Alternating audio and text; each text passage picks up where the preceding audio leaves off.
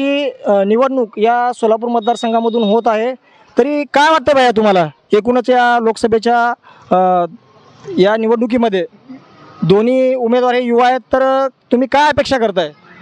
उमेदवार युवा असून फायदा नाही. उमेदवाराची म्हणजे उमेदवार त्याची जर विचारसरणी कुठली आहे किंवा तो कुठल्या पद्धतीने विचार करतो हे महत्त्वाचं आहे. उमेदवार युवा असून काही महत्त्वाचं नाही. सध्या देशापुढे असणारी महागाई असेल, बेरोजगारी असेल किंवा देशाला भेडसावत असलेली सध्या जे चीन भारतामध्ये जे अतिक्रमण केले ते मोस्ट इम्पॉर्टंट क्वेश्चन जे आहेत. लोकसभेला आपण जे खासदार निवडून देतो ते स्थानिक प्रश्नांसाठी नाही, तर आपले जे मूळ मुद्दे असतात त्यामध्ये महागाई असेल, बेरोजगारी असेल, विकास कामं असतील, अशा भरपूर गोष्टी असतात आणि त्यासाठी निवडून देणं महत्त्वाचं असतं. आणि त्यासाठी यावेळेस बदल हा अपेक्षित आहे आणि तो झाला तरच देशाचा विकास आहे. म्हणजे गेली 10 वर्षे झाले तुमच्या लोकसभा मतदारसंघामध्ये भाजपचा खासदार आहे, तर यावेळेस काय अपेक्षा तुमची? या मागील 10 वर्षामध्ये भाजपचा खासदार आहे आणि सध्या भाजपचा उमेदवार आहे त्याचाही प्रश्न तोच आहे की मागील 70 वर्षात काय केलं आहे, पण ते हे सांगू शकत नाहीत की ह्या मागील 10 वर्षात काय केलं. त्यामुळं बदल हा नक्की आहे, निश्चित आहे. ओके, तर तुमच्यासाठी कुठला उमेदवार योग्य असेल? एकीकडून महाविकास आघाडीकडून प्रणिताई शिंदे आहेत आणि एक दुसरीकडून महायुतीकडून राम सातपुते आहेत, तर कुठला उमेदवार योग्य असेल? नक्कीच विकासाची नीती प्रणिती ही निवडून येईल नक्कीच, आणि त्यांचं काम करण्याची पद्धत चांगलीच आहे आणि आक्रमक, विकसनशील आणि सर्वधर्म समभाव समजणारी ती कार्यकर्ता आणि नक्कीच यावेळेस खासदार म्हणून देशाच्या सर्वोच्च संसदेत ती दिसेल.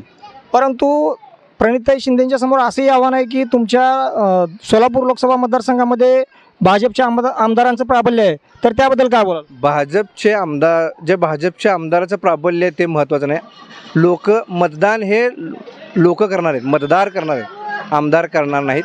आमदारांनी त्यांच्या कामामुळे निवडून आले तितकंच सत्य आहे, पण लोकसभेला लोक मतदान करणार आहेत, आमदार मतदान करणार नाहीत. त्यामुळं आमदार किती प्राबल्य आहे ह्याचं काही घेणं देणं नाही.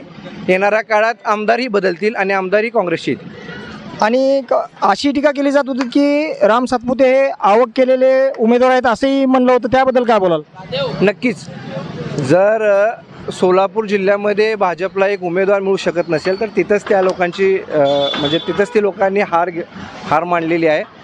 आणि आमदार राम सातपुते हे दुसऱ्या जिल्ह्यातले आहेत, त्यांना इथं आयात करून ते आमदारसुद्धा आयातच आहेत. माळशिरसमध्ये विजयसिंह मोहिते पाटील यांच्या आशीर्वादाने ते तिथे निवडून आले, तर ते आमदार काय जिल्हा परिषद सदस्यसुद्धा येणं होणार नाहीत. आणि सर्वात महत्त्वाचं ते म्हणतात की मी ऊसतोड कामगाराचा मुलगा आहे. ज्यावेळेस सिद्धेश्वर सहकार कारखान्याची चिमणी पाडली जात होती तर हा ऊसतोड कामगाराचा मुलगा कुठं होता?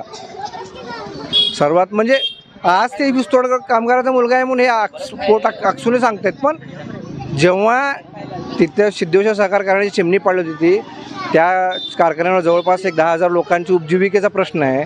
त्यावेळेस हा शेतमजूर ऊसतोड कामगाराचा मुलगा कुठं होता? हा पण प्रश्न आहे ना. ओके.